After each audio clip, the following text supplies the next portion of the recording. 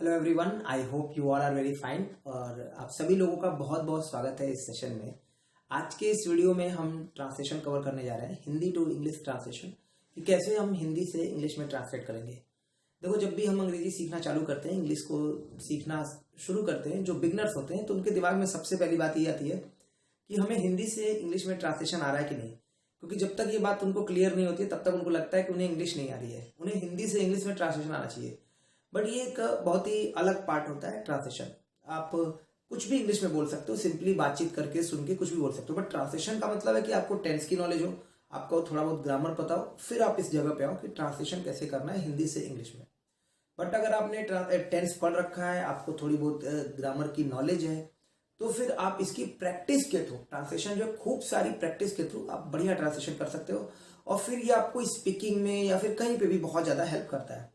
इसके लिए सबसे अच्छा तरीका ये है कि आप खूब सारी रीडिंग करो इंग्लिश में, और उनको देखो कि हिंदी में उसको कैसे बोला जाएगा, वहां से भी आपको हेल्प मिलेगा। इसके अलावा हिंदी टू इंग्लिश ट्रांसलेशन की प्रैक्टिस आप जितनी कर सकते हो, जो भी आप बोलते हो हिंदी में उसको कोशिश करो कि उसको इंग्लिश में कैसे बोला जाएगा। ये आपको हेल्प करता है हिंदी टू इंग्लिश ट्रांसलेशन में। ठीक है, तो आज का ये सेशन जो है वो सभी के लिए बहुत हेल्पफुल होने वाला है, जो लोग भी हिंदी से इंग्लिश में ट्रांसलेशन सीखना चाहते हो। वीडियो अगर अच्छा लगे, वीडियो अगर हेल्पफुल लगे तो वीडियो को शेयर करना मत भूलना, वीडियो को पूरा आखिरी तक देखना, और अगर अच्छा लगता हो तो वीडियो को शेयर कर देना। चलो स्टार्ट करते हैं।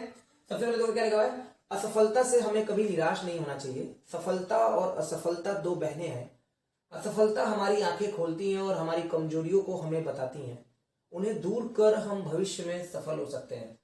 ये पूरा लगभग पूरा पैसेज पढ़ने के बाद आपको इस पैसेज का टोन पता चलेगा कि ये पूरी बात प्रेजेंट में बोली गई और बहुत ही जनरल बात बोली गई, एक ऐसी बात जो सभी पे लागू होती हो। यानी कि आमतौर पर आपको यहाँ पे प्रेजेंट इंडेफिनिट टेंस का यूज करना पड़ेगा। पास्ट इंडेफिनिट टेंस तो है नहीं, क्योंकि कोई भी चीज पास्ट में है नहीं, कोई भी चीज फ्यूचर में नहीं है। तो दो टेंस तो खत्म हो गए, पास्ट और फ्यूचर टेंस खत्म हो गए।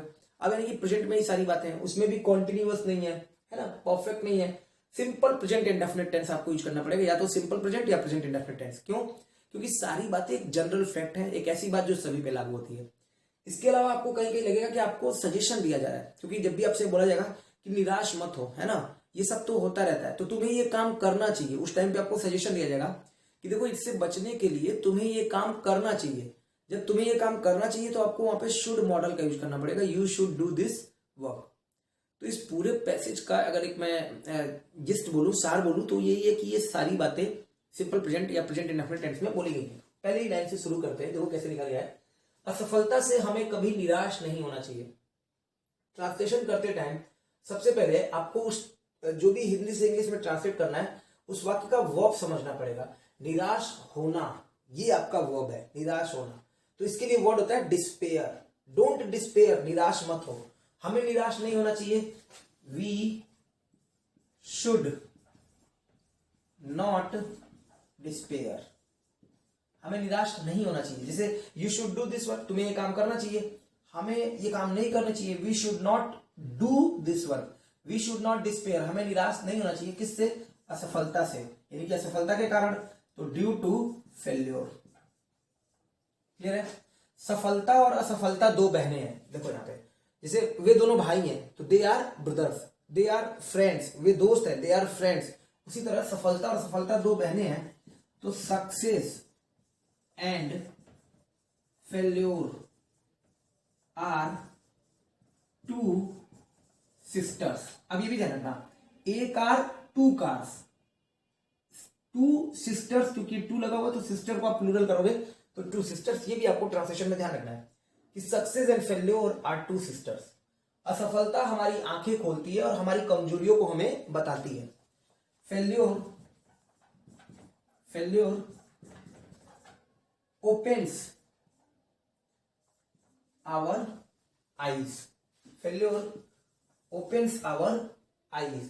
फेल्योर आपका सिंगुलर है, असफलता को एक सिंगुलर माना जाएगा, मतलब असफलता है, सफलता है, ये सिंगुलर माना जाएगा अकेले जब भी आएगा तो, क्योंकि एक भाव है, एक तरह से कह सकते हो। तो फेल्योर हमारी आंखें खोलती है और हमारी कमजोरियों को हमें बताती हैं। एंड टेल्स अस, अब देखो यहाँ पे टेल्स लिखा है क्योंकि फेल्योर ही इसका सब्जेक्ट है, तो इसके लिए टेल्स लिखना पड़ेगा। क्लियर है? And tells us about our weakness, और हमारी कमजोरियों को हमें बताती है। उन्हें दूर कर, बाय रिमूविंग देम, उन्हें दूर कर हम भविष्य में सफल हो सकते हैं। तो we can become successful in our future, है ना, हम भविष्य में सफल हो सकते हैं, हम भविष्य में सफल हो सकते हैं उन्हें दूर कर।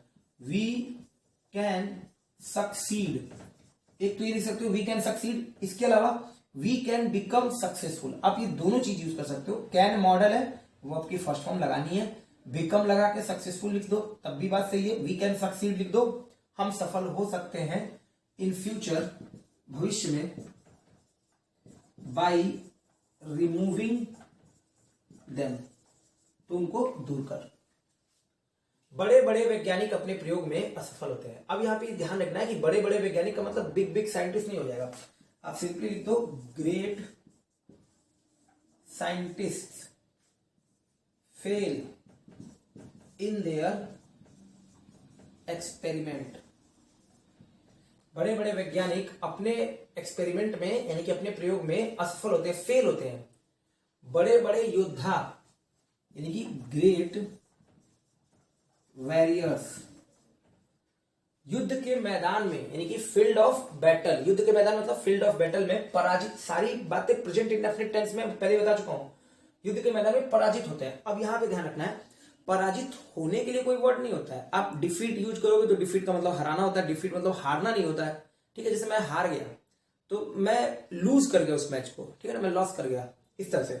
तो पराजित होने के लिए कोई वर्ड नहीं है यहाँ पे, ठीक है। तो वहां पे गेट वर्ब का यूज कर सकते हो कि ग्रेट वॉरियर्स, है ना, जैसे आई एम गेटिंग अपसेट, मैं निराश, मैं थोड़ा सा अपसेट हो रहा हूं, उदास हो रहा हूं, निराश हो रहा हूं, इस तरह से।